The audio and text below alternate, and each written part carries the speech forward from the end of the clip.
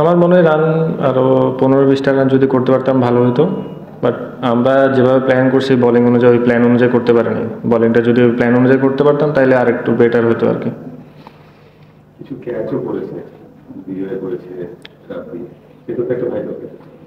জি, ওটা একটা ফ্যাক্ট বলতে পারেন যে ক্যাচগুলো ধরলে হয়তো বা বিজয় ভাই আর্লি আউট হয়ে যেত। বাট রাব্বি ভাই হয়তো ক্যারি করতে পারেন, এটা ভালো দিক ছিল আমাদের।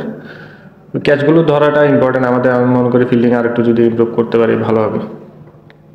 দীপু, ক্যাচগুলো আজকে তো বেশ ডেন্স ফগ, ভিজিবিলিটির কোনো প্রবলেম ছিল? জানি না কার কাছে কেমন, আমার কাছে একটু লাগতেছিল, একটু কুয়াশা বেশি তো ওই জন্য একটু সমস্যা লাগতেছিল আর কি। আপনার 41 বলে 50 করেছেন, ওটা কি আপনার নিজের মনে হয় যে আরেকটু অ্যাক্সেলারেট করতে পারলে ভালো হতো দলের জন্য?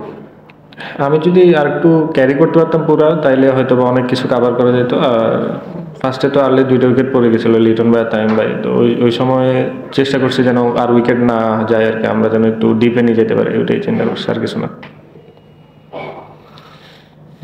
দীপু, তাসকিন যখন পরের স্পেলে আসলো আপনাকে দিয়েই শুরু হলো তার উইকেট শিকার একের পরে। আপনার দলের থেকে এসে খুশি হওয়ার কোনো কারণ নেই, কিন্তু টি-20তে একটা বলার 7 উইকেট নিয়েছে, এটা দেখে কেমন? এটা তো অনেক অ্যাপ্রিসিয়েট ব্যাপার, ওনার জন্য অনেক ভালো একটা দিক যে 7টা উইকেট নিয়েছিলাম মেবি আজকে। খুবই ভালো বোলিং করছে উনি ওই টিমে, ওনার মধ্যে মানে ওনাদের যারা টিম ছিল আর কি, বলার ছিল। তাসকিনের বোলিং এ কোনো চেঞ্জ দেখছেন? মানে সে তো উনি তো ধারাবাহিকভাবে ন্যাশনাল টিম যেই ফর্মেটেই খেলছে ভালো বোলিং করছে, উইকেট পাচ্ছে। আপনারা নিশ্চয়ই ইনিংস ব্রেকে তার বোলিং এর কোনো কথা কি হয়েছিল আপনার ড্রেসিং রুমে, যে সে একজন বোলার 7টা উইকেট পেল, প্লাস ধারাবাহিক গত ম্যাচে সে উইকেট পেয়েছে? সবকিছু তাসকিনকে নিয়ে কোনো ডিসকাশন বা কোনো কথা হয়েছিল? না, উনি তো অবশ্যই ভালো বলার, আমরা জানি।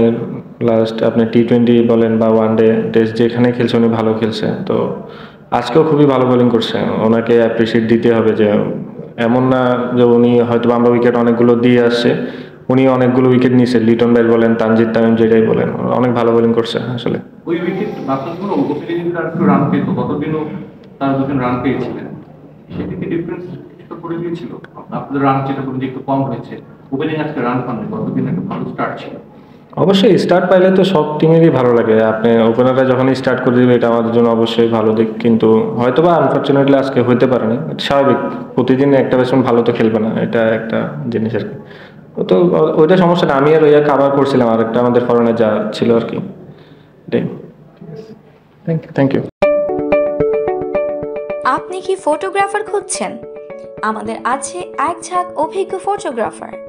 সেই সাথে আমাদের আছে সরকারি ও আন্তর্জাতিক প্রতিষ্ঠানের সাথে কাজ করার এক বিশাল অভিজ্ঞতা।